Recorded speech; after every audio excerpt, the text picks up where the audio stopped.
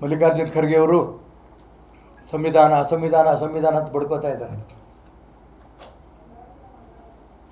T ವಿನಲ್ಲಿ ಇಡೀ ದೇಶದ ಪ್ರಪಂಚದ ಜನ ನೋಡಿದ್ದಾರೆ.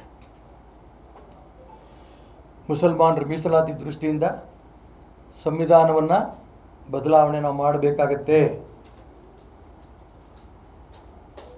ನಾವೆಲ್ಲ ಕುರುಡ್ರ?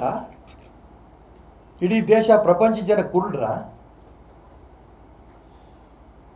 ಅಥವಾ ಖರ್ಗೆಯವರು ಕುರುಡ್ರು?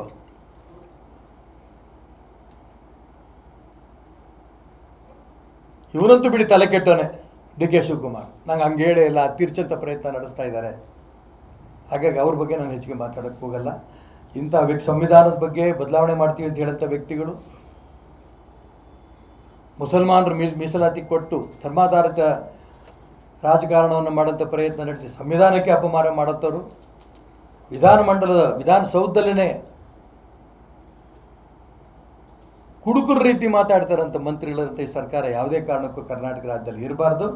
ಈ ಸರ್ಕಾರವನ್ನು ವಜಾ ಮಾಡಬೇಕು ಅನ್ನೋಂಥ ಒತ್ತಾಯವನ್ನು ರಾಜ್ಯಪಾಲರಿಗೆ ನಾನು ಈ ಸಂದರ್ಭ ಹೇಳೋಕ್ಕೆ ಇಷ್ಟಪಡ್ತೇನೆ.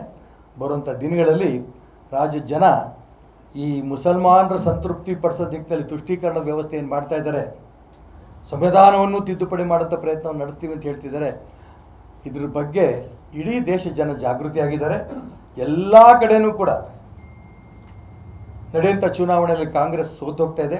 ಕರ್ನಾಟಕ ರಾಜ್ಯದಲ್ಲೂ ಕೂಡ ರಾಜ್ಯದ ಜನ ಈ ಕಾಂಗ್ರೆಸ್ ಪಕ್ಷಕ್ಕೆ ಧರ್ಮಾಧಾರಿತ ಮೀಸಲಾತಿ ಕೊಟ್ಟು ಮುಸಲ್ಮಾನರು ತೃಪ್ತಿಪಡಿಸ್ತಾ ಇರೋದಕ್ಕೆ, ಸಂವಿಧಾನವನ್ನು ಬದಲಾವಣೆ ಮಾಡ್ತಾರೆ ಅಂತ ಸಂವಿಧಾನಕ್ಕೆ ಅಂಬೇಡ್ಕರ್ಗೆ ದ್ರೋಹ ಮಾಡ್ತಾರಂಥ ವ್ಯವಸ್ಥೆಗೆ ಮತ್ತು ವಿಧಾನಸೌಧದಲ್ಲೇ ಕಳಂಕಿತ ಒಂದು ವ್ಯವಸ್ಥೆ ಮಾಡಿರೋಂಥ ಈ ಸರ್ಕಾರದ ವಿರುದ್ಧ ರಾಜ್ಯದ ಜನನು ಕೂಡ ಜಾಗೃತಿ ಆಗಿ ಈ ಸರ್ಕಾರವನ್ನು ಚೀತು ಅಂತ ಹೇಳ್ಕೊಂಡು ಹೊರಗಡೆ ಕಳಿಸ್ತಾರೆ ಅಂತ ನಂಬಿಕೆ ಕೂಡ ನನಗಿದೆ.